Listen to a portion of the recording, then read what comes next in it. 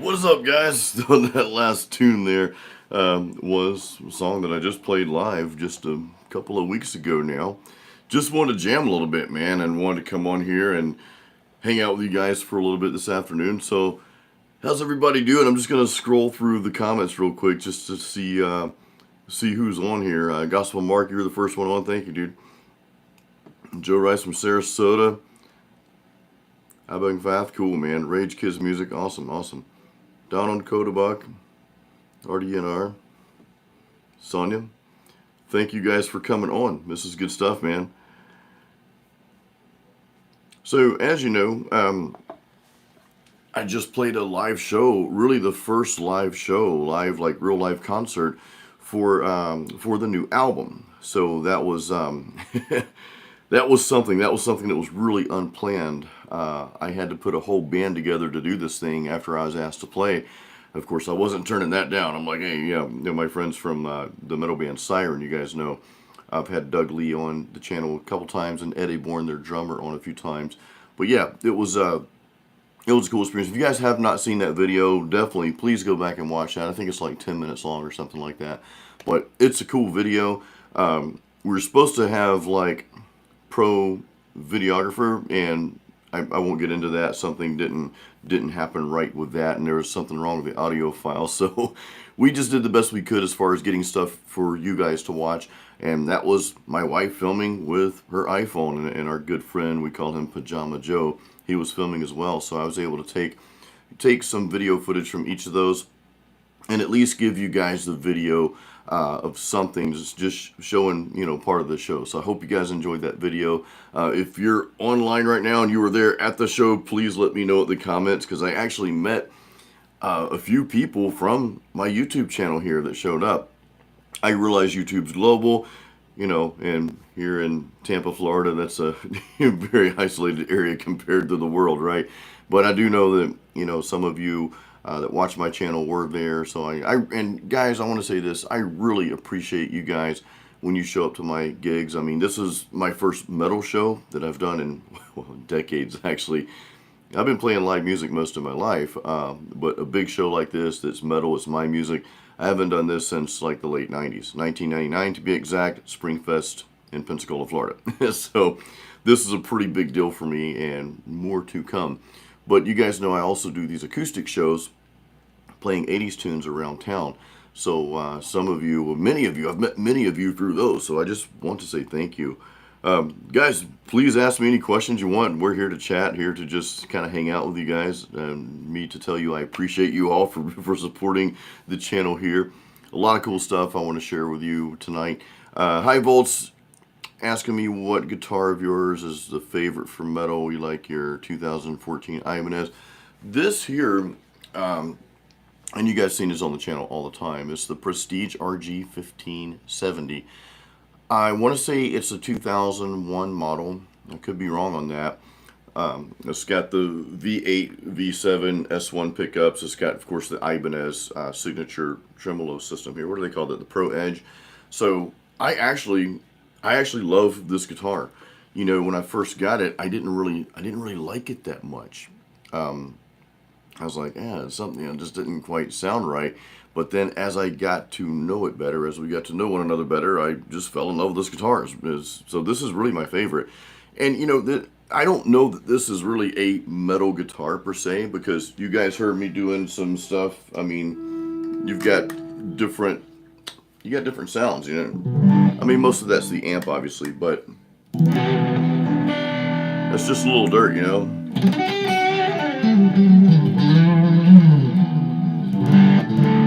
And no, I am not a blues player, so I'm not trying to play the blues, but I like to do some clean stuff now and then.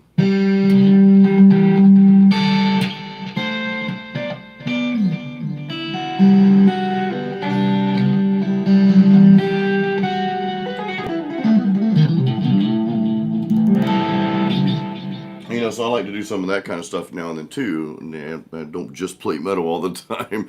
I probably play as much acoustic as I do metal.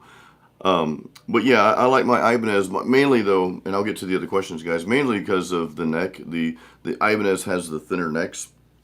I don't like the baseball bat necks. I'm not a big fan of Gibsons, Les Pauls, and I'll play them or whatever. The PRS, they have like really thick necks in a lot of guitars. Even my Telly that I've got them.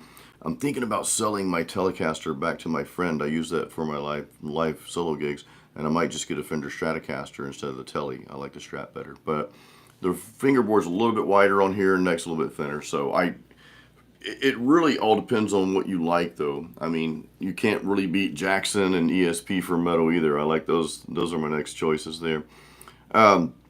Speaking of Gibsons, RD&R, what do I think of the new line of Gibsons? I haven't really played them yet, man. Well, I take that back. I think I'm trying to remember. I go to Replay Guitar Exchange here in Tampa. I filmed there, and I'm going to be filming coming up.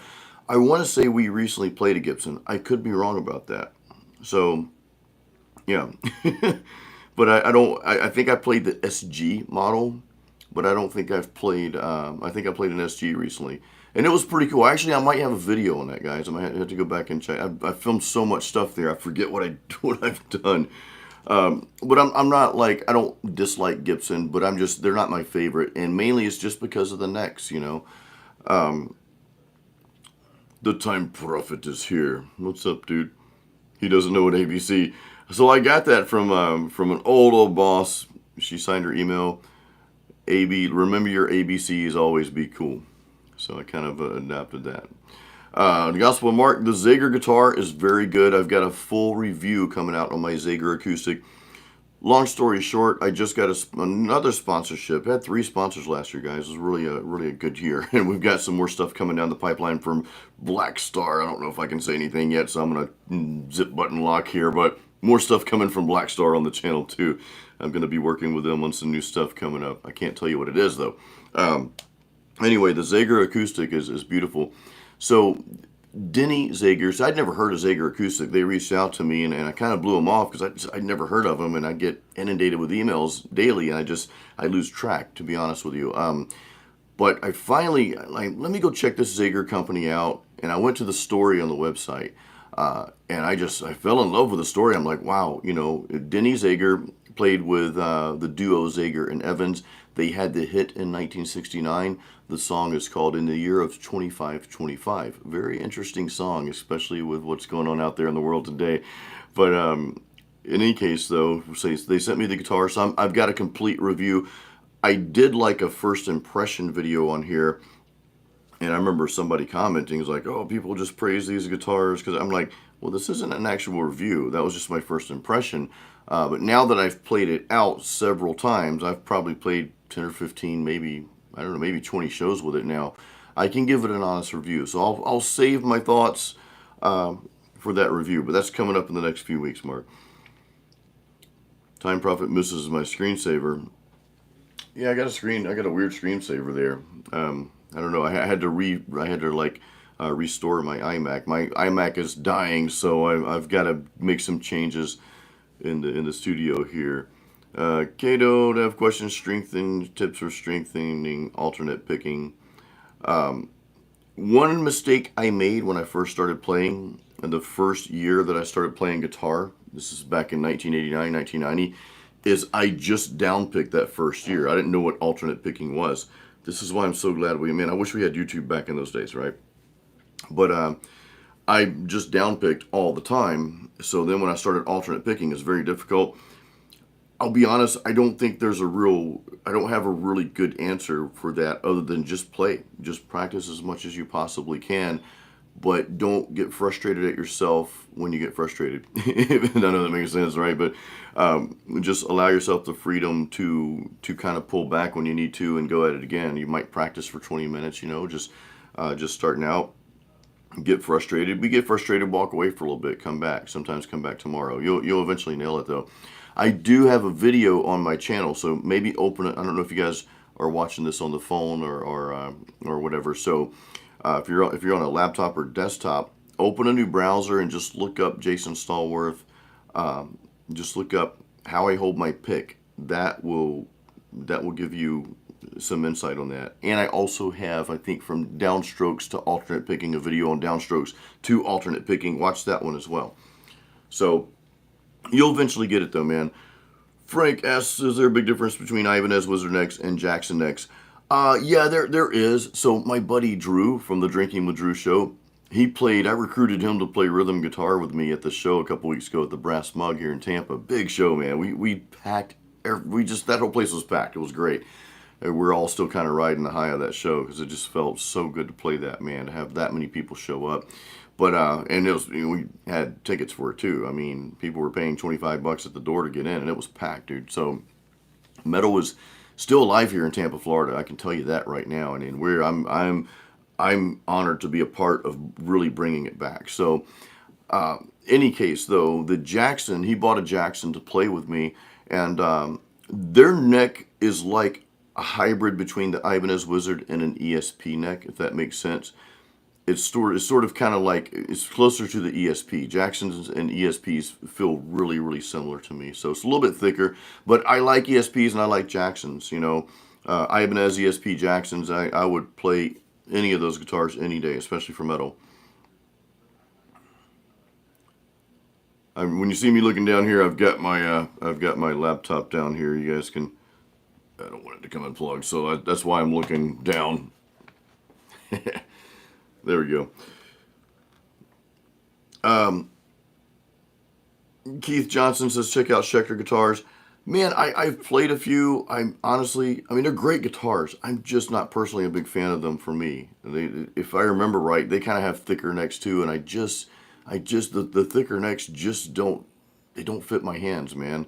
But I know other guitarists that love them. I mean, Jeff Loomis, I think he's with Jackson now, right? But he was sponsored by Schecter for a while, and I think I've played the Hellraiser. I played a few throughout my life, but they never did really. And I'll probably check one out at the guitar store just to give you guys some footage on it. So that might be coming up soon.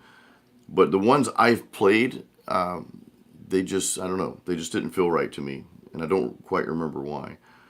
Joe Rice, am I still using the Martin? Actually, I'm probably going to sell my Martin guitar, guys. I've got 3 acoustics now. I've got the Takamine G Series, which I will always keep because it is a workhorse. I just put strings on it on the patio before I got on here. And I got the Martin GPC 13E, which is a beautiful guitar. It sounds amazing, but it's a little harder to play. I got the sponsorship from Zager Guitars, so I love my Zager guitar enough to probably part ways with a Martin. I don't need 3 acoustic guitars. I don't like to have a room full of guitars because you have to restring them at some point, and I like a few really, really good things that fit me. So yeah, I'm using the Zager guitar now. The Whiskey Reaper. Buck has 60 Classic USA reissue, and the neck is fairly thin for Les Paul. Yeah, guys, I know they make guitars like Gibson, Les Pauls. They make guitars that are thinner, sure. Just the ones that I've played, they never have really fit me well. There's some that are thicker and thinner or whatever, but I just haven't. There was a new reissue that came out though that I played, and it felt a lot. I think it was an SG. I think someone asked about the new line of Gibsons earlier. I think it was an SG, and that one felt pretty good. So, but was it good enough for me to go out and buy one? No, it just wasn't. Brother Jeff Kopp used attack picks made by a small company in Florida called Acoustic Attack. Thank you. I'll check that out, man. Acoustic Attack. I'll definitely check that out. That's awesome. The picks I use, I know I was going to talk about guitar picks. I'm still using these, guys. These are Dunlop Max Grips. This is a .88. But I've been playing around. Where's my pick at? Hold on, guys. I've been playing around with these here. Instead of .88, this is another Dunlop pick. It's just 1mm pick here. Just a little bit thicker. I started out, this is weird, man. I started out with .60, and I played .60 Dunlops for like probably the first 2 decades of playing guitar. Then I went to 73, and I stayed with that probably for 6 months, and I jumped up to 88, .88, and that just felt better. And I've been doing that for like 3 years now, maybe 4 years. But just recently I started playing with just slightly, I don't like to go past 1mm because it just does, a friend of mine like, you need to play with thick picks, man. And I tried it, I just didn't like it, just didn't fit me. But I guess my preference has gone up just a little bit. But 1 is probably, that between 88 and 1 is perfect for me. Tenacious asking about the course, lead course. To be honest with you guys, the lead course is probably going to be put off for another couple of months. I've got a layout in my head, and I'm going to be asking you guys for some. I'll put a survey out there. I'll put a thing out there on YouTube in the community post so you guys can answer there. That way, I can get a snapshot of everything. Because I don't want to just make a course and give you what I think that you want. I want to do that. Yes, I'm giving you my concepts and philosophies, but I also want to make sure that I answer all of your questions in the course too. Like I want you to be able to go through my lead course. It's going to be based on melodic guitar soloing. Yes, there will be some fast playing, some shred. We like all that stuff, right? But I'm not going to base it on shred because honestly, shred. I love to shred. I love to play fast, but it gets boring after a while. It's like, okay, we see that you can play fast. Is there a melody that we can play? You know what I mean? People don't remember the fast notes as much as they remember the melody to a song. So it's going to be very melodic in nature. And really, I think it's going to help you guys. I really do. I think it's going to help a lot of people. So that's, but that's coming. There's some gear that I want to use for the course, and that's going to be through a sponsorship possibly. So I'm just kind of waiting on that. It's probably not going to happen until April. So more to come on that, guys. I've been kind of postponing it. I've got the layout again in my head, but I don't want to this is not something I want to just throw out there. This is something I want to be meticulous. I want it to be, I want you guys to feel like, okay, this is more than worth it. That's what type of work I put into everything that I do. You guys know that. Time Prophet wrote a couple folk songs again. Yeah, dude, you seem to write folk metal, man. That's okay. I encourage you to write what comes to you, man. There's no there's no right or wrong answer to that. You know what I mean? A lot of stuff I'm writing now is kind of more like towards the, I guess, I don't say classic hard rock. That's not right, but more like rock driven with some classic heavy metal style. So that's kind of it. Rage Kids Music, thank you. It says the galloping got very good because of my technique. Thank you for that. Yeah, I've got a couple videos on galloping, that really fast picking stuff. I'll play some of that in a second. Cato says he intends to play as much as possible, just soak in as much knowledge. Definitely, man. Yeah, and you definitely check out those videos, man. Those will help. High Volts, curious. I feel we're around the same age. Graduated in 85. Dude, I was born in 75. I graduated in 93. So I suck at math. What am I? I'm 48 this year. So May I'll be 49. So yeah, you graduated a little bit earlier than I did. I used to always think that I was born 10 years too late because a lot of our friends that, like, I opened for the metal band Siren and the guys in Oblivion, and especially the guys in Siren, they're all like, 10 years or older than me. And that was just like that whole era when the music scene was just really hot for metal and rock and all that stuff. So it was cool. But, we're all born at the time we're supposed to be born, right? So Time Prophet says metal was dead in Britain. Then Time Prophet, you have some work to do. You got to bring it back in Britain, man. Kaidio says thanks for your videos. Learned quite a bit. Any thoughts on Schecters? Yeah, I just talked about Schecters. I don't know if you caught that. They're great guitars. They just don't. I've never played one that I was like, oh my god, I want a Schecter. So I've never owned one. I've only played a few here and there. Maybe I should pick one up again and see. Al Acoustic's here. How are things going in South Florida, Al Acoustic? We haven't chatted in a while, man. Gospel Mark asking me, is it harder to get gigs when you don't have any gigs? Then nice, you start getting gigs. The floodgates open. Yeah, it's weird, man. I am not really taking on a whole lot of new acoustic gigs. I'm averaging 2 a week. Sometimes I play 3, sometimes 4, sometimes just 1. So I'd say on average, I'm probably averaging, I'd say 12 total a month. So a little over 2 gigs, a little over 2 gigs a week. And 2 of those are open mics.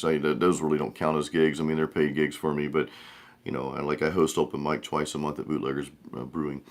But yeah, I mean, once you're out there doing it, the word kind of spreads a little, and it does seem like the gates kind of open up. And there might be dry times too, man. There might be times like there's this one place that I play at called Finn's Dockside, which is nice. I actually had someone drive hours, multiple people drive hours to come see those shows, come meet me. So I'm like, I was really really honored to have people drive, and I always meet people from YouTube and social media at my shows, which is really cool.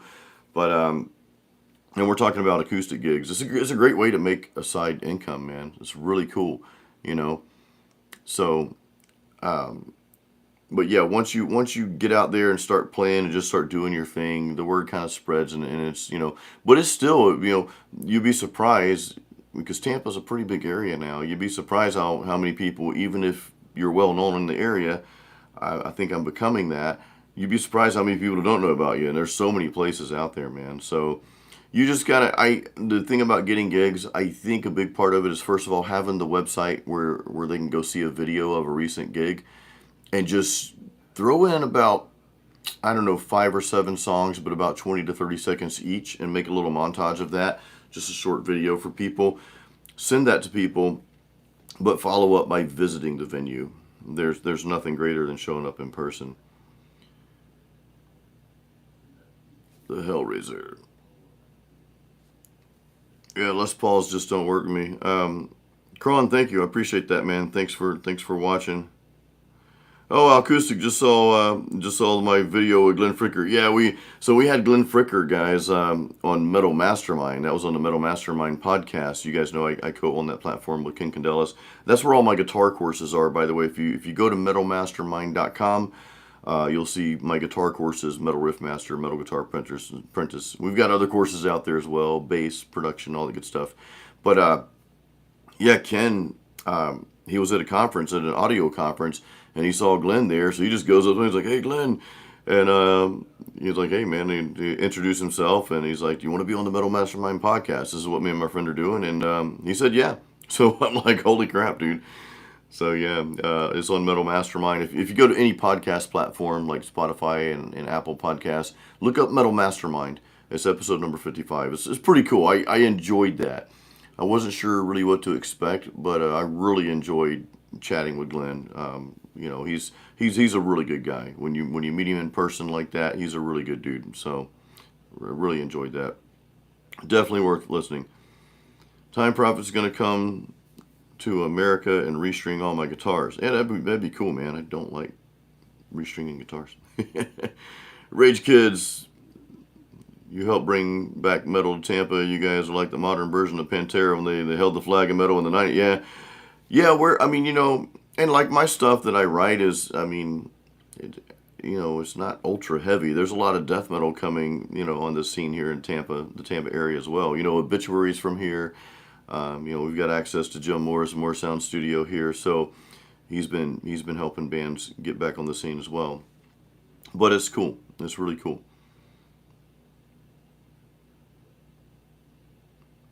Coyote struggles with sweet picking. Look up a course called Sweet Picking Master by Alfred Potter, Cato. That's probably the best course. Coyote. I'm sorry, Coyote. He's a friend of mine, and he's got a course on Metal Mastermind, on the Metal Mastermind website. So just Google Sweet Picking Master, Alfred Potter, you'll find it, or Sweet Picking Master, Metal Mastermind. Google one of those, and you'll find the course. It should come up on the first page there. It's called Sweet Picking Master. Yeah, because he's amazing at that, and that's not my strongest technique. I'll gladly admit that. Let's see, catching up here.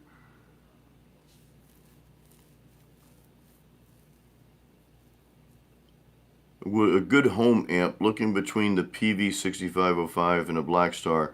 Well, I'm working with Blackstar, Frank. So of course, but that doesn't mean I favor them. I do favor them, but I chose to work with them. I reached out to them because I was working with another company, doing some video work for Digitech a couple of years ago through a marketing company called Amplify 11. And they mentioned they might be working with Blackstar. I'm like, okay, well, I know Gus G plays Blackstar and a couple other, guitars I like. So I definitely would like to work with Blackstar. So finally that came together, and it's been a really cool journey. So I think the Blackstar is a good practice amp. They make the MK3. It's the HT Venue series. the MK3 series amplifiers. They have a smaller 40 watt one, and I think you can dial that down to like 5 watts or something like that too. So that's a really good amp. I've got a half stack. You guys can see I've got a big half stack. That's overkill. I didn't even take the cabinet to the show that I played. I took my 212 cab. I've got an EVH amp too. I took the Black Star head and I put that with the 212 EVH cab, because my buddy that was playing with me, Drew from the Drinking with Drew show, he had a 112 amplifier up there. I think he had the iconic 5150, so I didn't want to like overpower his guitar with a 412 cab, you know. But I think the Black Star amps are great. But honestly, if you're looking for something just to practice at home with, I mean, it's really hard to beat the Boss Katana amps. I mean, because they have the effects and all that stuff. You don't have to worry about a pedal board, so that's something else to look at. And they're like super affordable, man. So RDNR, speaking about melodic, I just discovered a German group that is melodic death metal. Very nice if you want to listen, called Parasite Inc. I've heard of them. I think I've heard of them before. Unless they're like brand new and I'm thinking of another band, but I think I've heard of them. Jeff graduated in 76. Metal has no age limits. You are absolutely right. Again, I suck at math. How does that make you, Jeff? My good friend was over here the other night, Doug Lee, the vocalist for Siren. I think he's 62 years old. We just celebrated his birthday. My wife threw him a big birthday bash last weekend. It's crazy. Jack, pick size, man. I'm using .88s and 1mm. I know a lot of metal players use thicker picks. I don't really care for them that much. Thank you, Guru Sis. Yeah, I stream sometimes, man. Guru Sis asking about vertical streams. Man, guys, I cannot stand the whole vertical thing. I wish YouTube would not have gotten in that game. I just don't like it. Because you can't see, like, if you're playing guitar, you have to play like this to film it. It just doesn't make any sense. I mean, I get it for Instagram or whatever. And I don't mean to, like, be negative about it. It is what it is, right? But I just don't really. I mean, I'm not gonna say I won't vertical stream, but if I'm gonna be playing guitar and chatting with you guys like this, I'll just do I like the widescreen, man. I like the movie size, you know. But it is a big part of me. Just wish YouTube would not have gone with YouTube Shorts. I post some shorts. I posted some stuff this week from the show. But yeah, I don't know that I'm gonna. And I realize they show up in the feed too, but I don't. If I do something like that, it is probably more so going to be for the Candy and Jason YouTube channel. So because we film a lot of our journey and stuff like that. I don't know if you guys. We also film, like I gave you guys a video of the show, but my wife, she filmed like leading up to the show. So we've got like a behind the scenes video. If you go to YouTube and look up Candy and Jason, you'll see our channel pop up. We got like a buttload of videos on our recent Thailand trip. Some cool stuff. We like to do stuff like that. But anyway, yeah, her and I may do some vertical streams like that at some point. But me for here, I'll probably always stream like this. I just like the way this looks better, you know. Who knows though? Never say never, right? John Jordan asks if it's okay to use backing tracks with drums besides a guitar to do acoustic live. Dude, I know people do it. Me personally, I don't. I never like the way those drums sound, and to me, it just sounds kind of cheap, I guess. And I don't mean to offend anyone that, if you use backing tracks, you do what works for you and do what works for your audience, but be honest with yourself. Is it working? I've had people come up to me and thank me for not using backing tracks. Let's just put it that way. So I do not use them. I do loop. I do a looper just to loop a simple rhythm so that I can play solos over it. And sometimes I'll pick up the electric and solo electric over that too. That's part of my show. And actually, that's kind of what I've become known for around town. It's funny because my looper broke the other night and I didn't have a looper, so I had to just play and sing the whole time. I'm like, oh man, But anyway, it's yeah, I like to loop the rhythm just so I can solo, just so I can play some solo, and it gives the crowd a break from just somebody singing and playing the whole time. So anything you can do to change up the show a little bit, so it doesn't get stagnant, is going to be good. But John, I won't tell you it's not okay to use it, man. I mean, you had if try it out. I guess I would ask myself, why do you think you need it though? Do you feel like the acoustic in your voice isn't enough? So just play around with it, man. Gospel Mark gets tons of gigs with your duo, but struggling for solos. I mean, Mark, I would start with the duos that you have and say, hey, I'm doing solo stuff too. You know, if you can play at the same places, you know, doing your solo thing, and maybe and ask them, the managers and owners of those venues, if they know other owners of venues around town where you can do solo stuff. I would start there, man. Start with the people you already know. Oh, Buck is on. Steve, what's up, dude? Steve is on. Buck says, wife, yeah, I like that SNL. Steve and Lori drove all the way up from Venice, Sarasota to see me. Steve, it was a pleasure. That's Buck below, guys. Pleasure meeting you at the show. Yeah, Finn's Dockside is in Apollo Beach, guys. That's a very cool place. I am, I am really, really grateful to be playing there. It's such a cool place, man. And Steve, I really, truly appreciate you guys coming out, man. That was awesome. That was really, really cool, man. Brian says, what's up? Just stopping in before I take off for an open mic. Have fun at the open mic, Brian. I'm glad you're doing that, man. Guys, I encourage. And by the way, Steve Buck here. You play. I believe you're playing out too. Open mic is a great place to start, man. Coyote says, once tax returns hits, you're going to be taking the Songwriters Forge. Yeah, thank you, Coyote. Yes, it's a man. Ken and I, we like really beef that course up.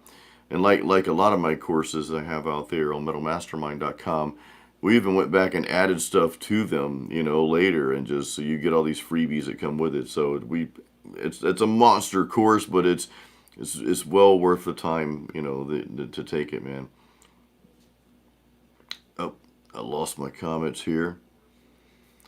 Oh, Time Prophet says, can we have more of Candy singing in the next video? Sure. We've actually talked about that. We've actually talked about that. Rise says, does working out, having a strong body help guitar playing anyway? I work out a lot, and you like... yeah, I mean, I don't think there's, honestly, Rise, I don't think there's a correlation between lifting weights and working out and guitar playing, other than the fact that you're just going to be healthier and stronger, and you're probably going to have more stamina. You know, and you're probably going to be more motivated just overall because, you know, just because you're taking care of yourself, you know, and you're strong. There's that euphoric feeling that comes with working out. There's a lot of things that happen, of course, as you know. So, yeah, I mean, training, I don't think it has a direct correlation with playing guitar and singing, but inadvertently it does, if that makes sense. So, yeah, continue doing both, man. Continue doing it all.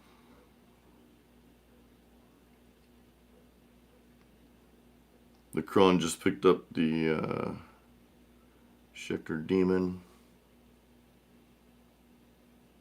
Rise loves the Boss Katana. Yeah, I mean, it's a the Boss Katana is a pretty cool little amp, you know. Very cool. Andrew, thank you. Time Prophet does not do shorts. Yeah, the Kron, you talk about the PV Viper. I played through one of those years ago. It's probably been a couple of decades ago, to be honest, but I like the Viper. I don't know what it sounds like now. I need to try to pick one up next time I'm in the store. Joe Rice, are most acoustic gigs 4 hours, or are there 1 hour, 2 hour shows? Most shows, Joe, I'm going to crack open a brewski because my IPA is getting a little cold. Real quick shout out to Tampa Bay Brewing Company. That is the Coral Heads IPA. I've had this in my fridge for a while. I got to drink it. Somebody bought me this at a couple shows ago, and I ended up taking it home because I'd already had a couple beers. So I'm like, okay, I was on my last one. But anyway, most of my shows are 3 and 4. The majority of my shows are 4 hours. I've got probably 2 shows that are 3 hours. I have one show that's 2 hours.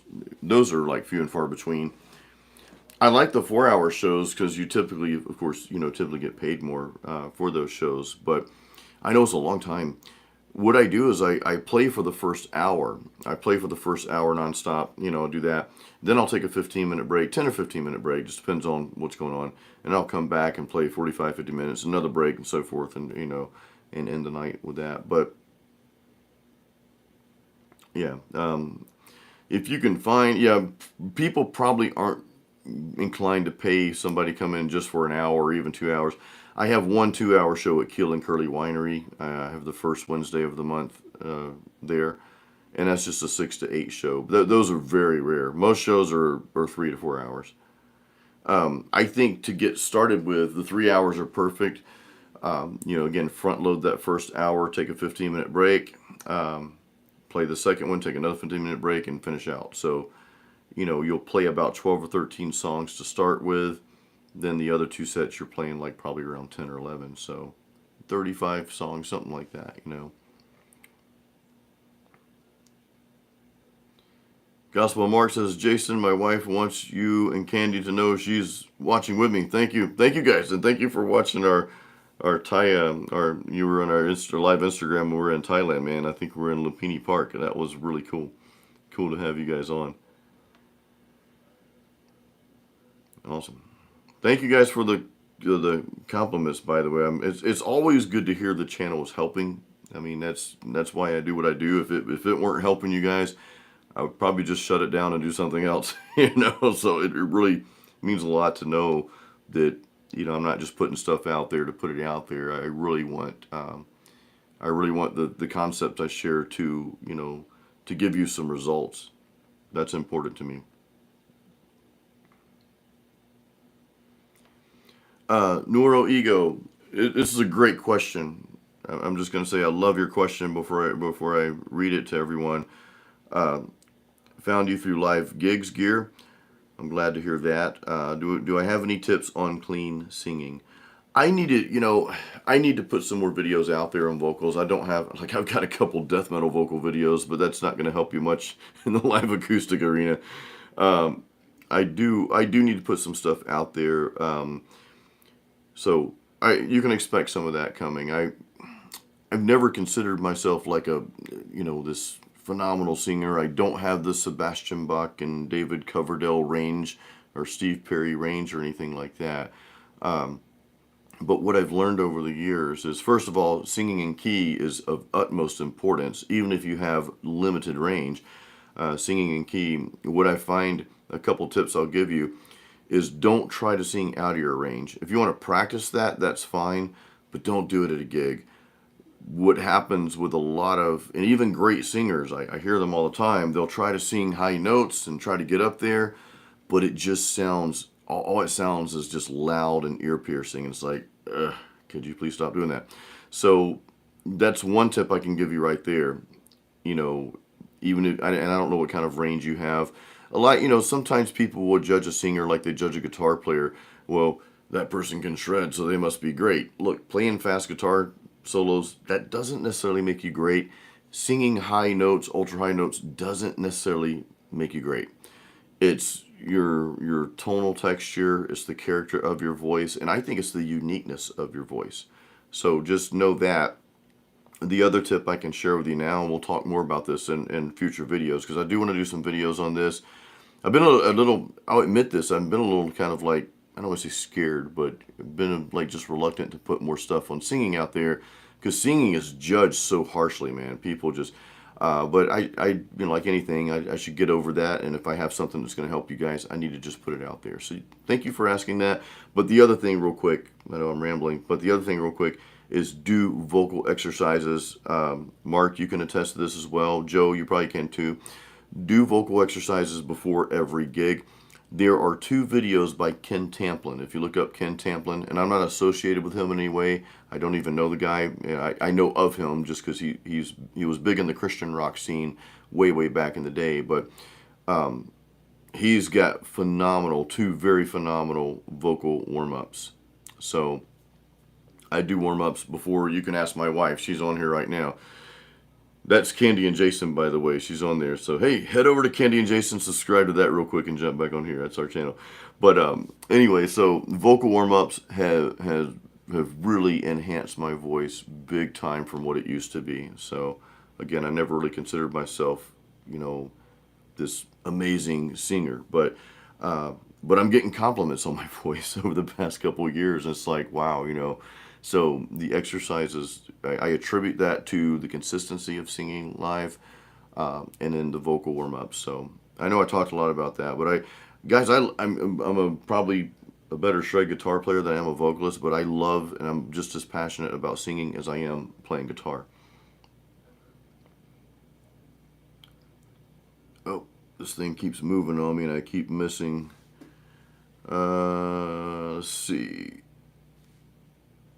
Sorry guys, I got lost here. Okay, now I'm back. Sometimes the screen jumps. It's like, wait a minute, don't do that. Time Prophet just got an exercise bike. Awesome, man.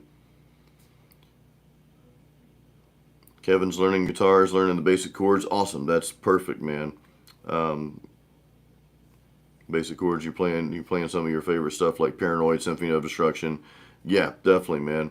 Setup tips, man.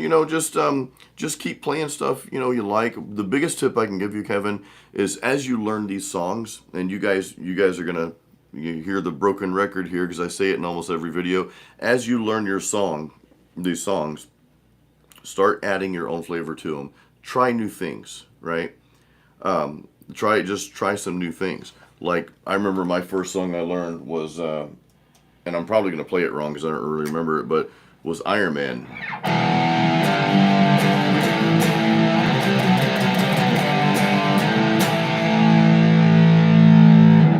Well, then me and a buddy were messing around. This is back in the early 90s. We're like, why don't we play a different way?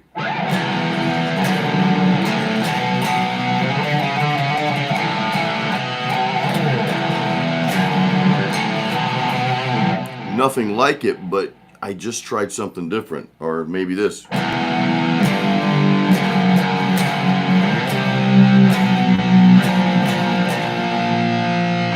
Okay, so, and just play around with it. There's no wrong answer because what starts happening, and I get excited about this because I believe it like takes you from level 1 to like level 10, like immediately, is you start developing the skill of coming up with your own stuff, your own riffs, and you're also developing your ear training as well. So just try, play the riffs that you're playing, like your Paranoid riff and the other riff, but start adding some stuff to it. Maybe take away some notes, play it in a different place on the fretboard. So that's the biggest thing. Don't just learn the song, and I know learning songs are fun, but don't just learn the song, just expand on it. Andrew Paul, can I do the Paul Gilbert outside picking? I don't even know what that lick is, man. I honestly, when I was younger, started playing, I got into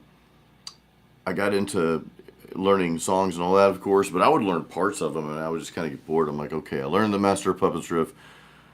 What's next? And I just went off on a tangent, kind of like what I did just now, and just started messing around with different stuff. And I never really learned people's solos. What I did was just, I played along in church back in those days, and I played in a lot of church bands too, church rock bands and all that. But in my early days, I played like hymns.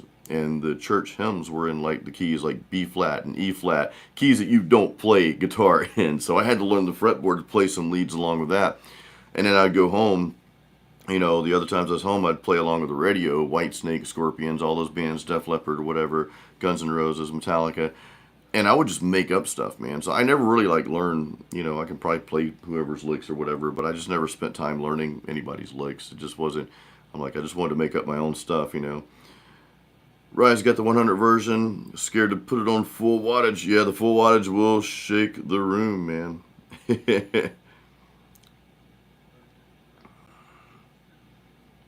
All right, here we go. How many songs do I... Guro Sis, Axton, how many songs do I know? I know my songs that I write, so I don't really learn songs, especially with metal. I don't, I listen to a lot of different stuff. Like I'll put my iTunes on a Nightwish station or something like that because I love Nightwish and just listen to whatever. But I never really try to learn them because my thing is I write my own music. So this album I just released, when I pick up my electric, if I'm playing any like full songs, it's my own because I have to keep that up. I've got more shows I want to book. So even if I want to learn other people's songs, I really wouldn't have time. Now we hop over to acoustic shows. We have to learn songs. Here's the caveat. And I encourage you guys to do this. Joe, Mark, you guys have heard me talk about this. Even with the acoustic shows, I transpose almost every song I play. Like if the song's in A, or if the song's in D, for example, I might transpose it to a C or all the way down to A, and I play it a little bit differently. So what I'll do for acoustic shows, if that's what you're asking, I'll learn the song and I'll learn the lyrics for the most part. And there's songs I'm familiar with already. I have a rule: I don't play stuff I don't like to play. In my acoustic shows, I stick with stuff that I like. Because if I have to play songs I don't like, then it becomes a job, and it's not me.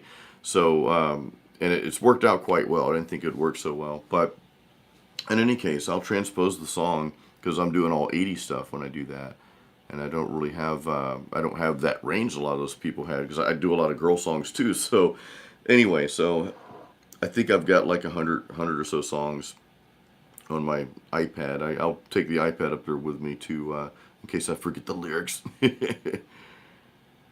How long did it take for you to get in skill on the axe, James? Dude, I've been playing since the tail end of 1989. So however many years it's been quite a while now. Rye's favorite picks are the Black Ice Extra. Yeah, the 1mm picks are good. Frank asked, do I do shows in Valrico or Brandon area? Yeah, Frank, we actually live in like the Suffner, Brandon area. So like, when's my show? Finn's Dockside, Apollo Beach. I play at Kill and Curly Winery here in Plant City, down the road. I'm at Bootleggers Brewing quite a bit in Tampa, kind of Brandon, Tampa. This Saturday, I'm in Bradenton, not Brandon, but Bradenton, Florida, Fiorelli Winery, Saturday from 1 to 5. I've met several of you out there at that winery, which is really cool. And a few other places around town. Sometimes I go to Lakeland and play at Brass Tap, at Jerry's Dockside sometimes. So I've got like probably 4 or 5, maybe 6 places I play at consistently. And that's really all I can handle right now because I'm trying to get more shows for the metal, my solo stuff. Thank you, Rise. The Cron said if I had a PC, I could go in and find tune presets. 3 or 4 of them are usable. Okay.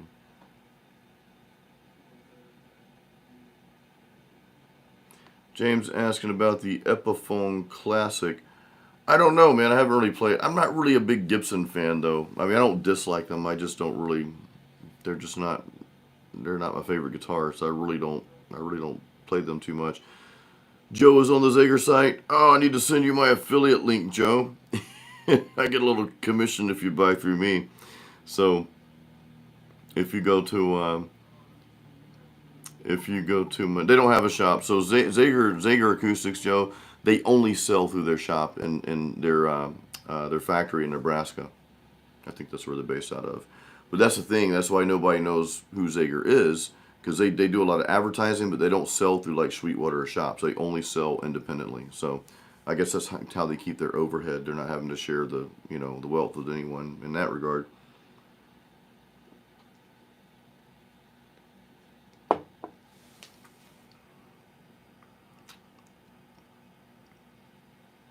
James going through the divorce and sold the electric, acoustic, and classical guitar. Oh man.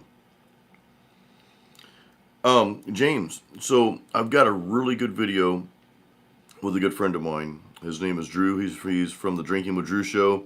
He has not played in over 30 years. He picked guitar back up again about 8 months ago. And he played at a show with me. He was my rhythm guitar player at a recent show, big show that I just played here in Tampa.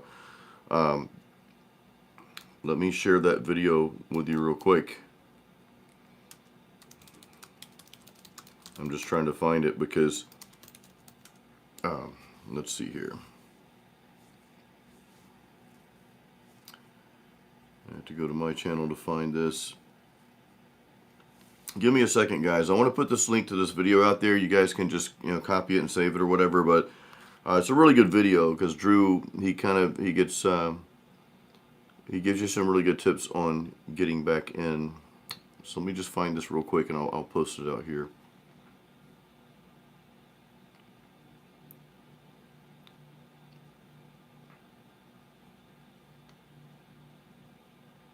Almost there.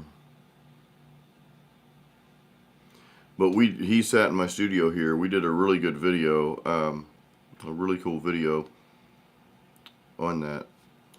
So, but before I do that, guys,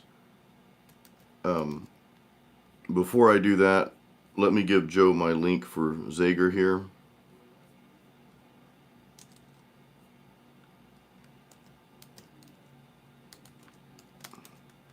Boom. Joe, that's the link for Zager guitars.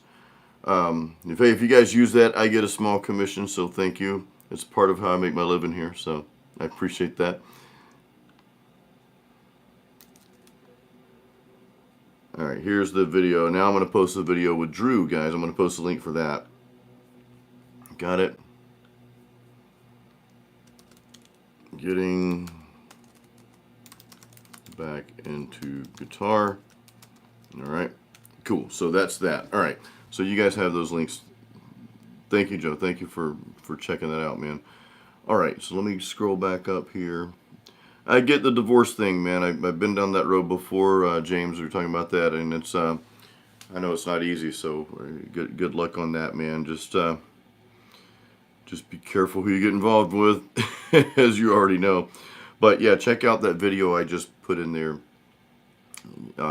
Really good. Really good. No, Time Prophet, I did not forget my lyrics on stage. Yeah, Gospel of Mark, you transpose. Yeah, it's I love transposing, man, because I'll give you a tip for playing acoustic. I play a lot of songs in C sharp minor and F sharp minor, and it's because I can do this. And I've got some dirt on the channel here, but I can keep my last two strings open in those keys. C sharp minor to a B, to an A flat, an F sharp minor, you've got your E. So that allows me to keep those just more of an open acoustic sound, and you can do some cool things in that key of C sharp minor.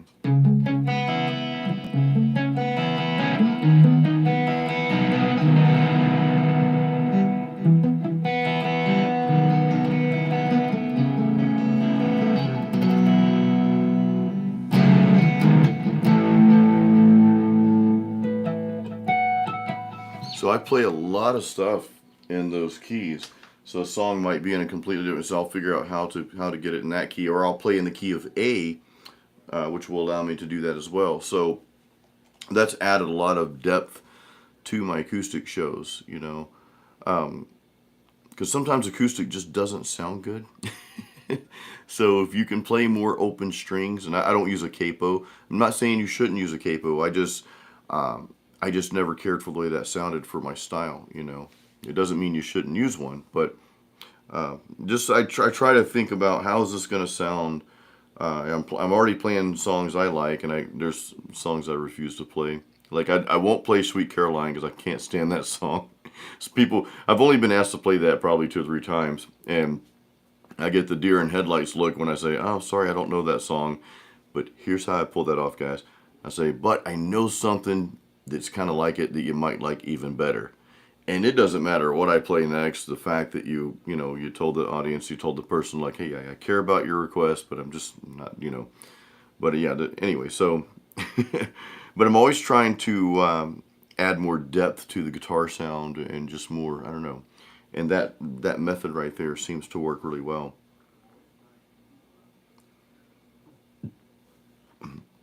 Yeah, Kron, learning bits and pieces of song is great, but also, you know, go off the beaten path as well. You know, go off the beaten path, like add something else to it. Do the what ifs. Do the what if I did it this way instead?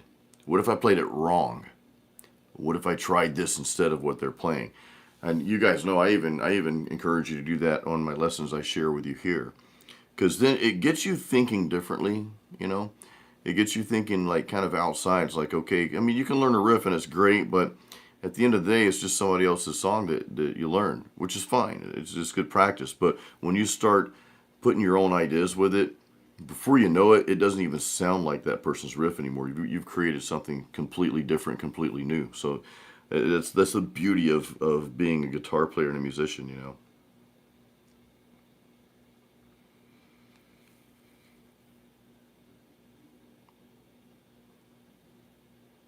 James asked my acoustic. Well, my acoustic brand now is Zager, guys. I'm working closely with Zager guitars now. I've got it. I put a link up there to go check them out where it says Zager. Do check that out because it's. I love the guitars. I was kind of like, I was like, I hope I don't know if I'm gonna like this guitar or not. And I was willing to send it back. I told the rep, I'm like, well, I do this for a living, so if I don't like it, I play professionally, I need to know that I really love the guitar. I can't just have another guitar that I never use. I don't, have no use for that. So, but I surprisingly I liked it. I'm like, man, it plays really, really well. Keno Acid Trasher, thank you, dude. Thank you from Brazil there. Appreciate that. Kevin, there are no dumb questions, man, but I'm going to read your question here. Do you have a video on how to identify the key you're playing in? Because you're completely lost with music theory. Yeah, I'll tell you a secret. I just scratched the surface of theory. I never dug deep into it. However, what I'll say is that I think theory is important in regards to knowing what key you're playing in. So that's very important. I probably got a video out there. Actually, I have a video. If you go to the Metal Mastermind YouTube channel, I don't have it on my channel. I co-own Metal Mastermind. If you go to Metal Mastermind and just go to the Metal Mastermind or just type in Metal Mastermind Circle of Fifths, I give an explanation of that because if I can understand the Circle of Fifths, then literally anybody can. So, and I'm not a big theory guy. I never thought that learning theory would really help me that much because I play by ear. And I hear stuff in my head and I just translate that to the guitar. And after playing songs in so many keys over the years and playing with different, from church groups to metal bands to, sat in with country bands before, you just learn the fretboard. And I think it comes down to playing as much as you can, but also kind of like branching out and playing stuff that you're not comfortable playing, like I said, playing in the key of B flat and and all these weird keys in E flat and following the piano. Well, those aren't guitar friendly keys. Well, I had to learn where the lead notes sounded good. And I think you learn more by trial and error. Just playing, I would stick in a tape back in the day or just turn on the radio. The radio's good because not all the songs are in the same key. And, back in those days, the radio didn't suck. Radio played like, Scorpions and Whitesnake and Dawkins and all these cool bands, Bon Jovi, Guns N' Roses, whatever, right? So you would get some bands to tune to a half step down, but you're in standard tuning, and then the next song would come on and be tuned to standard tuning. The next song would come on and be in D or whatever. So you would learn the fretboard really well. And just be honest with yourself. It's like, okay, that didn't sound good. Let me try this instead. That's how I learn. However, what I'll tell you about the Circle of Fifths, when you look at the little chart, it looks like a big piece of pie. When you look at a chart, the notes that are within the three slices there kind of work good together. That's all you need to know. That's my dumbed down version of the Circle of Fifths. I explain it in the video though on Metal Mastermind Circle of Fifths, so do check that out. And in the three slices, those all kind of fit together, So if you got three slices here up there, whatever's in the middle, what's to the right and to the left, they're going to work together. If you go over to this slice, what's to the right and left will kind of work together. So that's a good way to know what notes you're playing. Sunset's got the first solo show in 20 years. First of all, before I continue reading that, that's awesome. Thank you for sharing that, and that is really cool. That's really cool. I'm happy for you because it's you're about to take off on a really cool journey here. So back to your statement here. Your first booked ever on the 12th of March. Awesome. Swanky little Mexican place. Hey, I love some Mexican food, man. My wife and I are gonna have some Mexican food tomorrow night. We had Vietnamese today. I really appreciate your advice on the vlogs. Cool. Awesome to hear that. Yeah, guys, I know my channel started out being like primarily metal guitar, but as I started doing, because the channel is Jason Stallworth, it's my name. It's not really just metal guitar, and anything that I do on a regular basis related to music, if I feel it helps you, then of course I'm going to put that, I'm going to put that out there for you guys. I think I saw Doug Lee on here. Doug Lee, what's up, dude? Mr. Lee. I was just talking about Mr. Lee earlier. That's Doug Lee. That is the vocalist for Siren. He's got a cool channel as well. He's putting some new stuff out there. So, hey, click his little link, sub to him. He just put out a video kind of recapping the show that we just did. I opened for their band, by the way. That's the band I opened for. So, let's see here. Oh, my cursor just went haywire here. There we go.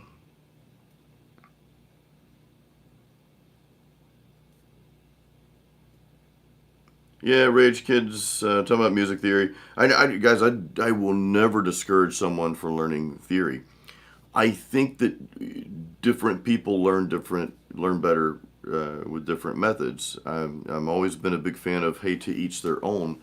What works really well for me might not work really well for you. I can share concepts that might work for you, but every little way I approach things might not work the best for you. There's an old saying, chew up the meat, but spit out the bones.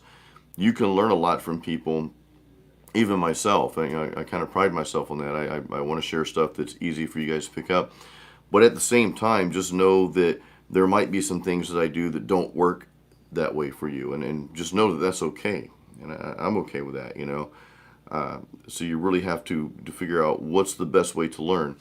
You know, some people are more textbook driven. So learning something like theory, maybe you're a little bit more on the of an intellectual. So learning theory may make better sense to you, right? Someone like me, who I'm not, you know, so much of an intellectual in that regard. Learning theory just never made sense. Got a little connection issue here, so apologies for that. I need an internet booster up here. So I think we're okay now. Hopefully, I think we're back on now.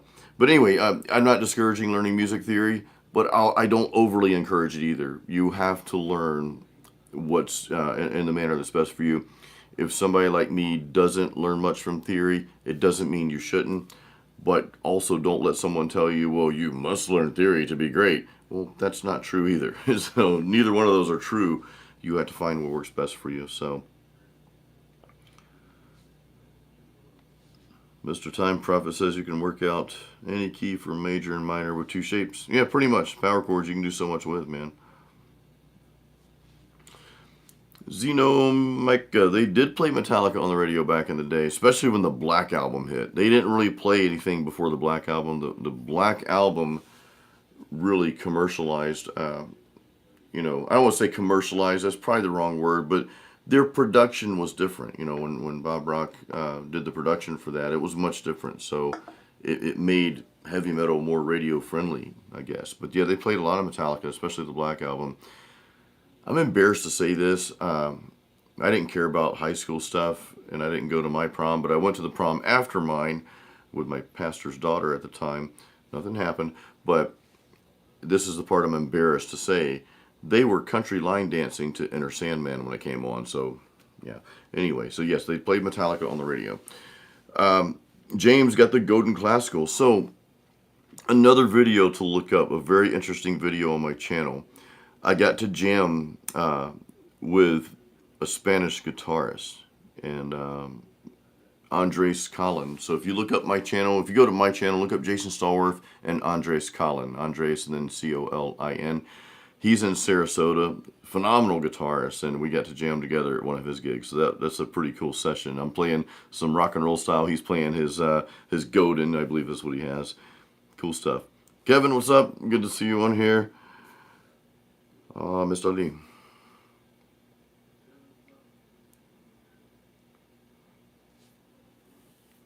Time Prophet says Metallica was better before the Black Album. Are we being a Metallica snob? You know, it's funny you say that, though. I love the Black Album. I thought it was great. I didn't really care for too much that happened after that, whereas a lot of people, they stopped at the Black Album. Like, no, that's not. But I was introduced to Metallica probably around 88. This kid had real cool long hair that I always wanted to have. Wasn't in the cards for me, obviously. But I just admired this dude because he was really his own person. Everybody was like, oh, that boy listens to that devil music. Stay away from him. He'll cast a spell on you. It couldn't have been further from the truth. But I just asked him, I'm like, hey, dude, he had his headphones on. Like, so he took them. He knew what I was going to ask him, too. He knew it. He had a grin on his face a mile wide. I'm like, man, what are you listening to? He said, Metallica.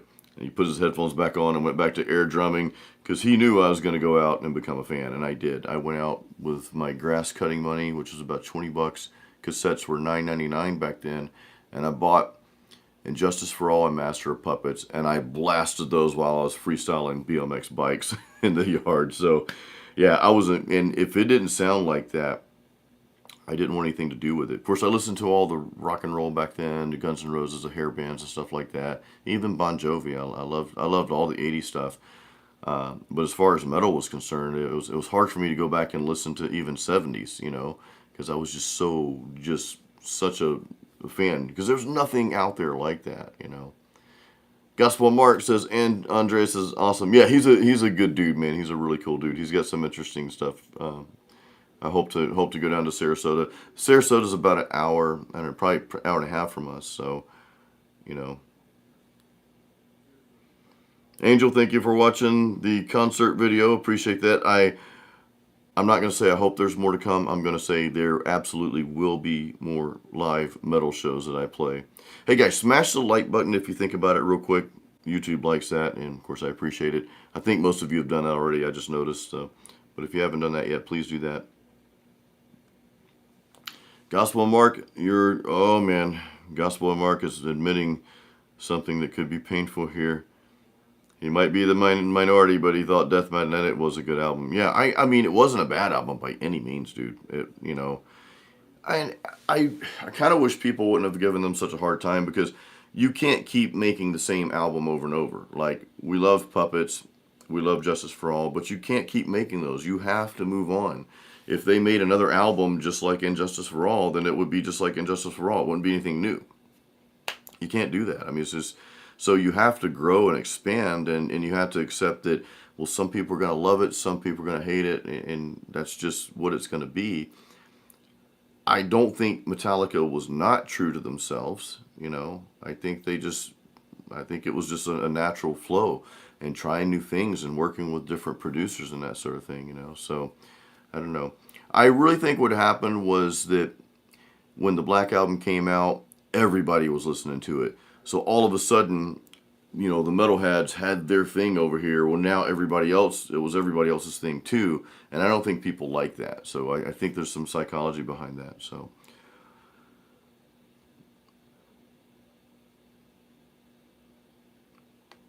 Buck went back in 1991, went to a laser light show at the Bishop Planetarium in Bradenton. I remember going to a planetarium in Pensacola, Florida when I was there. Best middle school date. Cool, man.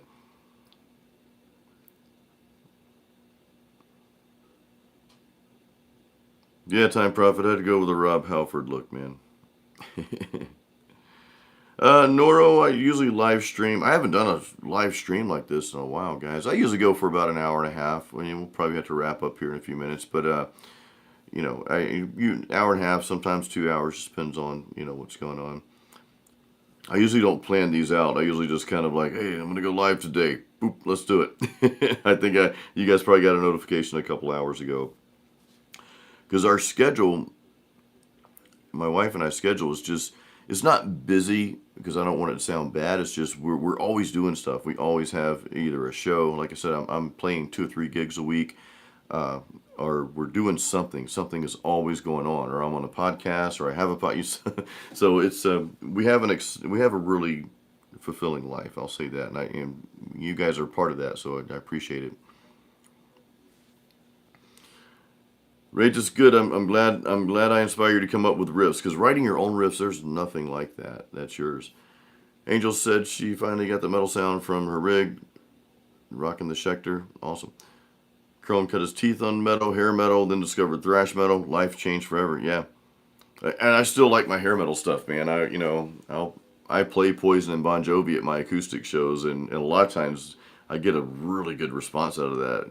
Especially when I play some Bon Jovi stuff. And I can sing those songs probably in the key that he sings them in now very well. So I don't have the range to do what he did back in his prime, which he doesn't. He's had some vocal issues over the years. But which I think is smart. If you're having issues or you just can't sing it that high, just transpose it down. That's all you have to do. Most people aren't going to care, you know, as long as it sounds good. And I can promise you, it's going to sound a lot better you singing it in a comfortable key versus trying to sing higher than what you can really sing. Or a lot of times people don't know how to compress their voice, so they sing high and it just gets super loud. And again, that's annoying when people are trying to have a conversation. You know, the solo gig thing. I mean, you're kind of like your background music, and I explain this to people. You know, I've had friends saying, "Man, I'm playing, but nobody's even paying attention." I'm like, "No, they're paying attention, and you sound good. They're just having their own conversation. They're glad you're creating an ambience for them." And when people do get into it, and it happens a lot at my shows, especially when people like Steve show up, Mr. Buck there, I get really grateful for that. Then you've got people out in the crowd. That's a bonus. That's a big bonus. But for the most part, for the majority of people there, you know, other than the people that come to see you, your background music, you know, and that's not a bad thing. If they're still hanging out, having a conversation, having a good time, and they hear what you're doing, if they're still hanging out, well, that's a good thing. Now, if they're getting up and leaving and giving you weird looks, like, oh, I wish that person would stop playing, you know, well, that's probably not a good thing. Garage Inc. was cool. Yeah, Noro Ego, this stuff does apply to life in general, you know. Just being able to discern is a good skill to have.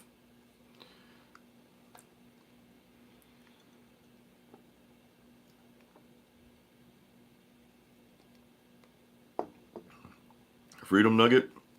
Yep, you need to go buy a new Jackson, man. And your wife, she'll have to love it, right? James, we've got some kind of monster. I think, babe, I think my wife bought that for me for several Christmases ago when we had a DVD player. We don't use that anymore, but yeah, that's a pretty cool. I love the part in Some Kind of Monster, the Metallica documentary. I love the part where Dave Mustaine comes in. That was pretty cool. There's a documentary I want to highlight real quick for you guys, and it's called "I'm Too Old for This Shit: A Heavy Metal Fairy Tale." And I don't know if Doug's still on, Mr. Lee there, but that's his documentary of the band Siren. So just look up. You can look it up on Apple. I actually bought it on Apple TV, or if you use whatever you use, Amazon, Apple. But yeah, but look it up. I'm Too Old for This Shit: A Heavy Metal Fairy Tale, and that's a pretty cool story about their band literally coming back from the dead. I'm recording my next hair metal album with ribbon mics. Any tips on how to get a good kick? I'm probably the wrong person to ask about drum recording. Who I would reach out to for drum recording, look up Cameron Fleury. Cameron Fleury, I'll just type him in. I hired him for my last two albums, and he's an amazing drummer, and I used his recording. I used his original mix and recording. I actually had him remix his drums on this last album, but he's got a lot of good videos on technique and recording and that sort of thing. So I would reach out to him and check his channel out. Tell him Jason Stallworth sent you, if you happen to remember, because he's a great drummer. He's phenomenal, and his recordings are phenomenal. He's really awesome at what he does. The Cron says, or wait until later in the set when everyone is half drunk. There you go. Yeah. I will say this, Cron. I'm very picky about where I play. The live acoustic solo gigs. I won't play in dive bars because usually they want country and southern rock, and nothing wrong with that. That's fine, but I don't play that. I stick to 80s rock and 80s, and they probably would like some of the stuff that I do, but maybe not all of it. But I like to play, and this sounds a little snooty, but I mean it's just fact. I like to play at the places that pay a little more, you know. And that's going to be your wineries. It's going to be your dock sides. We're fortunate to live by the water here. Some of those, and it's going to be your high-end breweries and just higher-end places, laid back but higher end. Like I I don't want to play in a place where I have to like dress up or anything like that, because I don't, it's not my thing. So, but trying to find a balance. But I don't play at like dollar beer places, and so those types of bars I refuse to play. That said, I rarely see anybody like drunk or acting crazy at any of the places I play at. So that's another thing. I remember playing at one dive bar place many years ago. I won't call the name out, but it was a cheaper beer place, and I remember this couple started dancing, and they were so hammered they both fell over and almost knocked one of my speakers down. So I'm like, okay, yeah, no, I'm just not going to do this anymore. So I think that might have been my last time playing at that particular venue.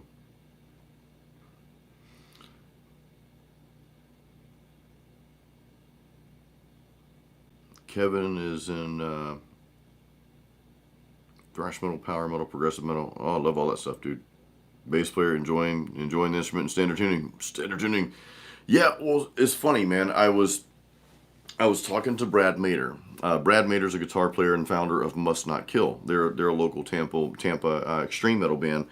I saw them play live at the Orpheum a couple of weeks before my show at the Brass Mug.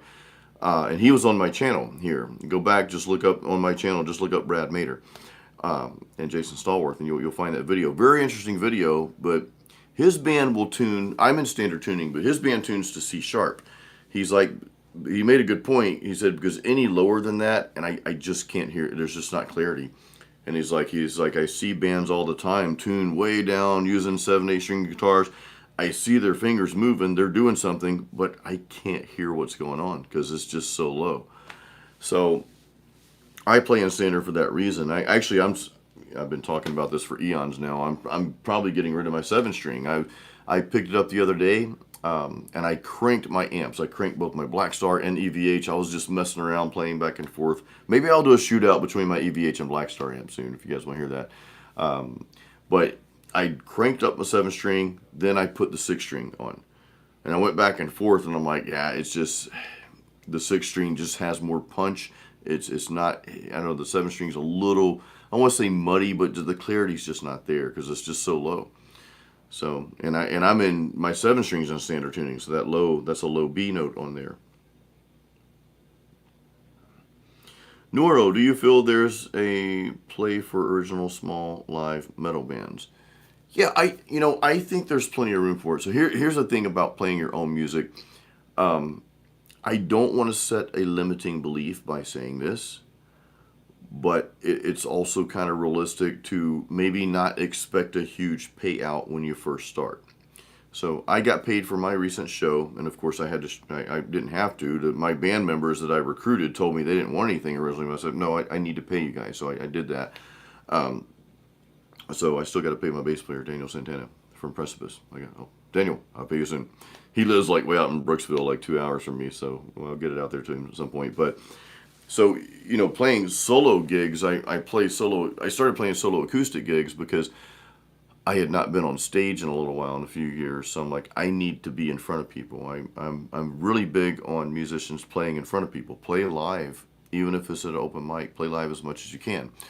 So that's why my wife got me into that. She's like, you should just, because we were going to watch a friend's band, and I'm like, I'm jealous. I want to play live, And she's like, well, why don't you just do the solo acoustic thing and see how that works out? So I did, and it's worked out really good. But as far as metal goes, yeah, Noro, don't let that stop you from doing what you want to do. Because, you can, you can make something of that. So don't let that stop you. But don't expect a big payout in the beginning. You have to do a lot of work. And what I tell people, musicians and entrepreneurs, because I don't go to a regular job. I gave that up. It's been 4 years now. It's been over 4 years. Man, it feels good. But the thing about working for yourself and being a musician, develop multiple streams of income. And that's something that's a different conversation for another day. But like, in other words, if you want to be a full-time musician, don't expect just to go play gigs and that's all you do. Build multiple streams of income from that thing. And you can do that. The Cruns in rural Georgia, every bar is a dive bar. It's funny, dude. Oh, man. That's great. We'll just try to play at the classy dive bars, Cron, okay? Do that. John Jordan, good question here. TC Helicon Voice Live has too many effects for live acoustic, or is it okay? I actually bought that same unit, and I never even used it. I played around with it a little bit at home, but I'm like, I sold it to another friend of mine. I'm like, I don't want this. What I like for vocals for acoustic solo gigs, and I'm not against using effects, because of course I use effects for guitar and whatever, but really I'm just using my soundboard effects, guys. I've got two soundboards. I've got the Evolve 50, the Electro Voice column system, and I just play through that soundboard that's built in, and I add reverb to my vocals. Just make sure you have a pedal to turn the reverb off when you're talking to the audience. I also have another soundboard, a Mackie Pro FX soundboard that I use. There's a couple venues I play at where I plug into their system, their house system, because they've got speakers all throughout to me, I like reverb. Some people like to use harmonizers and voice doublers. I know my friend, Doug uses one for live when he's playing live with a band. I don't care for the way those sound at a solo gig, though. If you're with a band and you're the singer and you're the only one singing and you want to thicken those vocals up, that's one thing. But if you're playing solo acoustic shows, again, I'm not saying don't use them. I just don't care for them. I like to do a lot of different things with my voice. I was seeing the little compression, sometimes project a little more, sometimes hold back, and that with just a touch of reverb can do a lot. So I try to work with that. I never, and I've got friends that play with the Voice Live, the harmonizers and the voice, doublers and all that. And I'm not gonna say it sounds bad. I just don't like it for me. So maybe record yourself with it, like just throw your iPhone up somewhere in your room, play some songs with it, play some songs without it, and just go back and listen to it and just be honest with yourselves. Like, and you might find like, okay, that Voice Live works really cool, man. I like it. Or you might be like, okay, no, I'm just gonna stick with my normal voice. So just play around with it. And there's no right or wrong answer though. Time Prophet, they don't tell you that, dude. The FTM, good to see you live. Is it too late to apply for gigs? No, not at all, man. A lot of places, yeah. So here's the thing I've learned: a lot of places will start scheduling things around December, but a lot of the places that I've talked to will schedule really for the quarter. I just sent a reminder to a specific venue because I'm only scheduled out till June. They haven't built out the schedule for the rest of the year, and I'm trying to get ahead of it because there's certain time slots I want, and I didn't quite get that last time. But anyway, I'm still playing there.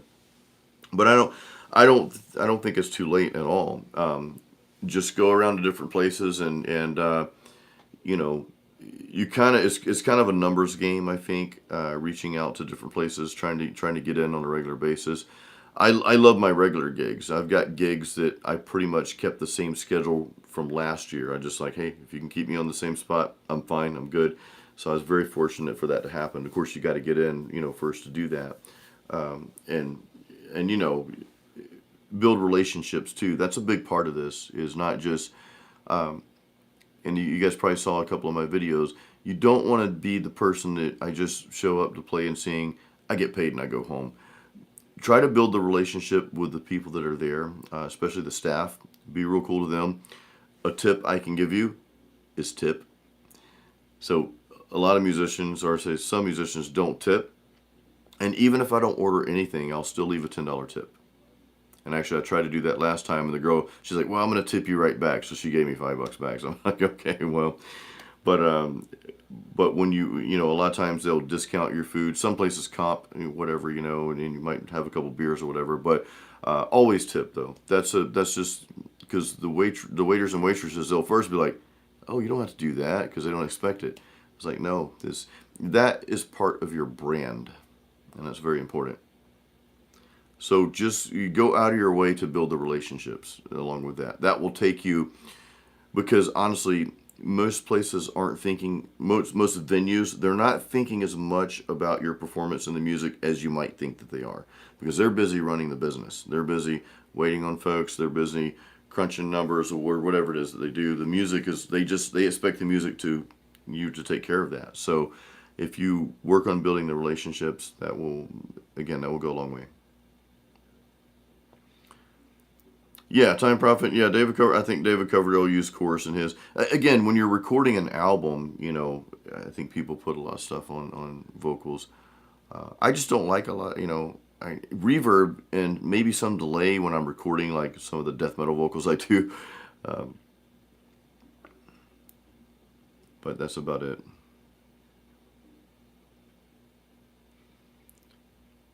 Maxim, how do you find people to play with? I feel like scheduling and distance is always an issue with people. It can be, yeah, it can be, especially, especially in the adult years. I don't know how old you are, but yeah, I guess I'm fortunate to have, to know some folks in bands and that sort of thing. And from them, I've met others and so forth. So, like this whole thing, Drew wanted to play guitar, my friend Drew. He's become a really good friend of mine from the Drinking with Drew show. I'm on his podcast quite a bit, and I helped him get back into playing guitar. And then I saw he was very serious about it. So I'm like, hey, I've got a show coming up. I need a bass player. Do you want to play bass? And he's like, well, I think I'm more comfortable playing guitar. I'm like, okay, well, let's do that. And then just by chance, I talked to the drummer from Must Not Kill. He's like, yeah, I'll play with you. And then his guitar player, the founder of Must Not Kill, Brad Mader, we were looking for a bass player. We'd already practiced like 3 times. Like, okay, I guess we're doing this without a bass player. And then he recommended Daniel Santana from the band Precipice. So he practiced only 2 times with us, but they're all professional musicians, so they're able to pull it off. So anyway, that's what happened. I mean, it's just networking. Maybe I'm not an ultra fan of Facebook, but use Facebook groups. If there's some, like, there are like Tampa metal groups here, Florida metal groups. Just search, man. Just search and just keep reaching out and just be relentless about it, and you'll find people, man. They're out there. I promise you that they're out there. Us metalheads were lurking in the dark corners somewhere, so they're there. You just have to kind of go searching for them. Noro Ego, have you seen Andreas the Latin Music King? Oh, yeah, yeah. I don't know if you saw, I don't know if you're talking about Andres Collin that I did a collaboration with, or another Andres, but I did a collaboration with Andres Collin. That was cool. That was a lot of fun. Man, when you merge 2 styles together, that's when you start really pushing yourself as a musician. It's easy to play with another metal guitar player. For me, it's easy to play with somebody playing acoustic, but he plays a completely different style, so that was really cool. Kron says you have a buddy started a band doing cover gigs for beer to get their name out and passing out tapes of their original stuff. There's more than one way to do it, and that's, it's not a bad idea, man. I'm a big believer, if you want something bad enough, you're just gonna keep doing what it takes to get it. And if this doesn't work, you'll try that. If that doesn't work, you'll try this thing over here, and you'll keep pushing and pushing, and eventually you kind of force things to work in your favor because you're just not giving up. I think it kind of comes down to how bad you want something. Mr. Blake, what's up, dude? Britain, the British do not do tips. So, Time Prophet, if I come play music for you, you're not going to tip me. Well, that sucks, dude. But you guys pay more over there, right? Gospel Mark, have I ever played in a duo? I'm in one now. Yeah. If he picks all the songs, yeah, that's kind of annoying, dude. What's his problem? I wouldn't mind playing in a duo, and I've actually talked about it with William James. He plays live gigs too. He's a death metal drummer. He's a drummer for Must Not Kill, but he's a very talented multi-instrumentalist. He also plays acoustic gigs too. I would love to play in a duo. The problem with duos is they don't pay as good. It's like you get paid, let's say you get paid $250 or $300 for a solo gig. Well, if you do a duo, you're not going to get much more than that amount. So you would actually lose money to it. You'll still get paid, obviously, right? But you're not going to get that full amount that you would get paid as if you were, doing solo. So that's one issue. Not really an issue. I mean, it's I don't play solo gigs for a living. I mean, it's part of what I do, but I don't like rely on that solely. So I've got more freedom. Again, going back to building multiple streams of income, so you're not relying on just one thing. This is very important. So yeah, but I'm not opposed to doing a solo, but I think it's a lot more work because now you got to work with that person, and you guys had to kind of be in sync on the songs. And guys, I'm kind of picky, to be honest with you. Like I love music. There's a lot of music I love, but there's a lot of music I just don't want to play. I mean, I had fun playing with the Southern Creek band a couple times. I played a couple shows with them a long time ago, about a year or so ago. And of course, I'm playing stuff that I just typically it's all Southern rock and country. I typically don't listen to it, but I'm having a good time playing along. But is that something I'd want to learn and do on a regular basis? Probably not. So the duo. Going back to the duo, is you really have to be in sync with one another, and there's some give and take there. So.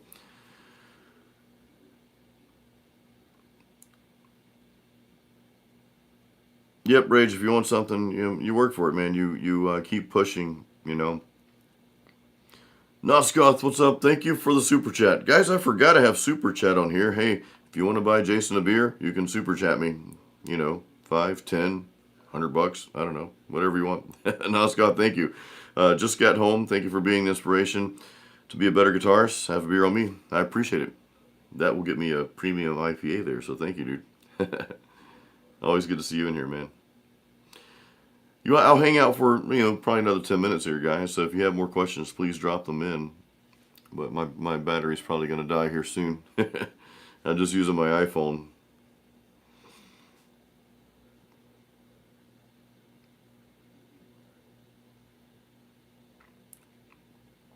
Henrica says a single coil Strat, new to metal. I've never played a baritone guitar, man. And I'm really not. I'm a standard tuning guy, man. I'm an E standard on everything. I have a 7-string up here too, but it's even in standard tuning. The low note is a B. I was talking, and I'll share this story briefly. I know most of you heard this already, but in talking with Brad Mater from Must Not Kill, he tunes down to C sharp, but he made a point. He's like, I'll go hear other bands, and they're playing these 7 and 8 string guitars, or they're super down tuned. It's like I see them moving around, but I can't hear what they're doing because they're just so low. You just can't. You don't have the clarity. You can't distinguish the notes, especially when you're playing live. Maybe in a studio you can pull it off, but when you're playing live, it just sounds like a bunch. It's like, okay, low notes. So I'm personally just not a fan. I'm not saying people shouldn't play them. That's not what I'm saying at all. But just for my style, I just stick with these standard tuning. If I want to play something different, I'll just play it in a different key or something,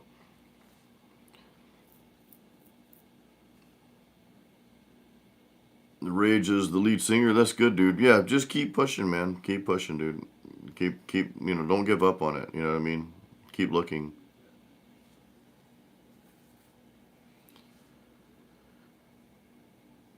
RDNR, thank you for hanging out, man. Yeah, I think the Black Sabbath tune C sharp. I like C sharp too. I was playing some stuff in C sharp earlier. I play a lot of stuff in C sharp on acoustic, so that works,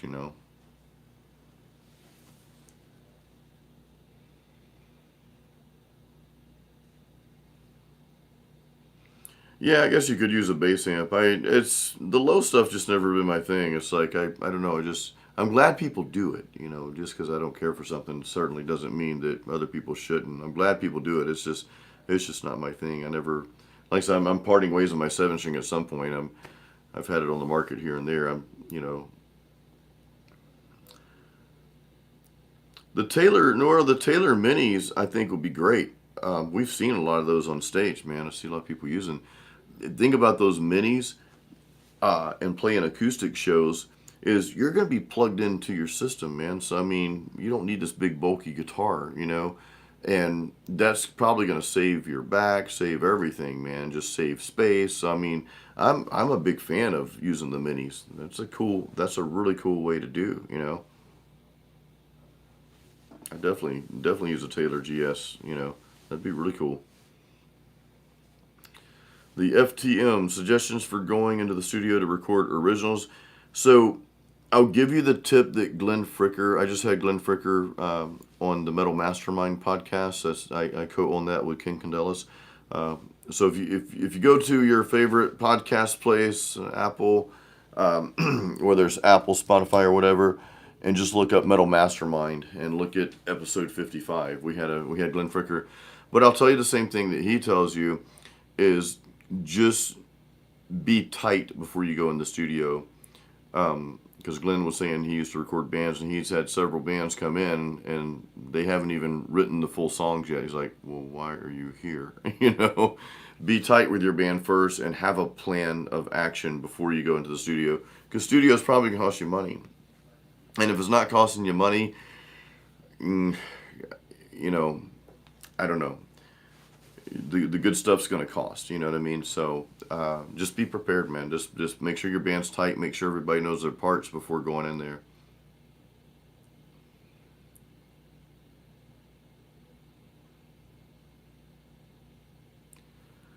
Time Prophet doesn't do 7-string, so I guess you don't want to buy my 7-string Time Prophet. I was getting ready to ship it to Britain, man.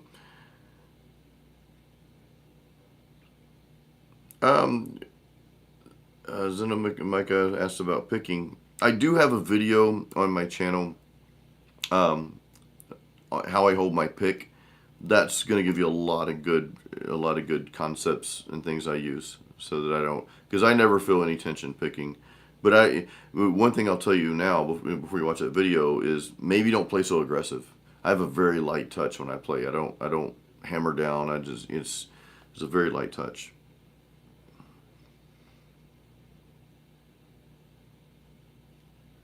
Okay, FTM is a solo artist, all on you.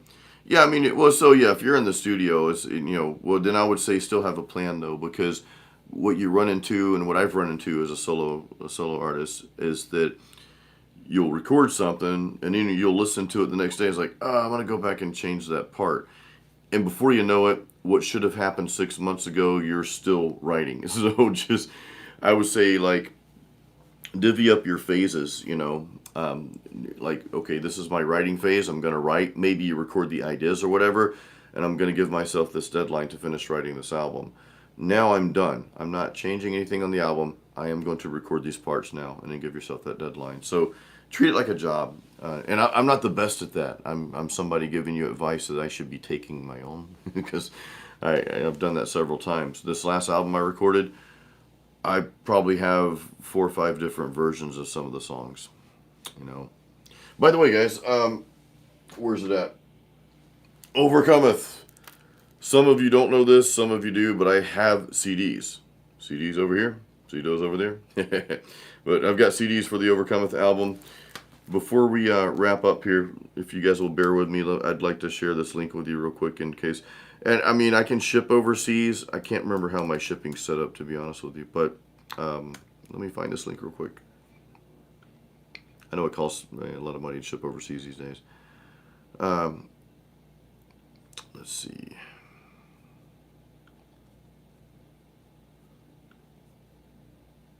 All right. So here is, let me get back to YouTube here.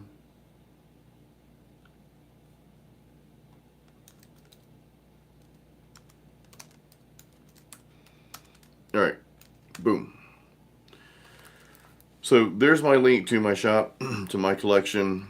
We're using the Metal Mastermind platform for my merch, and co-owner Ken Candelas, he's got some stuff he's working on. So we've got a premium shop, and that shop cost me a premium price. So buy some CDs so I can pay for this thing. But yeah, it's out there, guys. Overcometh. I've got a few masterpiece CDs left as well, so both of those are out there. What I'll tell you real quick is when you buy this CD, I'll ship the CD to you, or someone, the shipping person will ship this to you. I used to sign CDs. I'm having somebody else handle that now. But I do send you, along with the CD, I send you an email with the MP3s of this, the FLAC files, the really high end files. There are also, I think, 3 additional songs that are the original recordings with a 7-string that you'll get to. So all that stuff is actually included with the CD purchase. So, man, I sound like one of those TV salesmen now. Pretty cool. How did I do? Thumbs up? Anyway, CDs are out there. Shop link is there. So check that out. Henrik, you talk about double tracking. So what I'll tell you about double tracking, I like to record 2 rhythm tracks. I don't do anything more than that. And I'll record a track, and then I'll hard pan it left or hard pan it right, whatever, it doesn't matter. Right, just hard pan it. Then I'll record the second guitar track hard pan the opposite way, and that gives you. Then you can tell if you're in sync, but you can also harmonize. And you've got those little nuances you hear between the guitars. It just makes it brings it to life. It sounds really, really good. Yeah, I've got workout shirts on there. I've got my heavy metal workout tank top and heavy metal workout t-shirt on there. So that's all out there. Time Prophet, I do not ship through Amazon. We use a platform called Shopify. So in the States, it's the United States Postal Service. I think shipping overseas, I think we use DHL, if I'm not mistaken, for that. But we don't use the Amazon. Of course, Amazon probably by now owns part of Shopify or the whole thing. Anyway, who knows? You know. Guys, last call for any questions, man. I'm gonna shut this down in a couple minutes here. Real quick, I appreciate everybody hanging out, being on. You guys are awesome. DHL is a German company. Cool. Yeah, so yeah, I think that's who we use for outside America shipping. But any last questions? I'll stay on a few more seconds here. Any last questions? Drop me a line here, and we'll wrap up.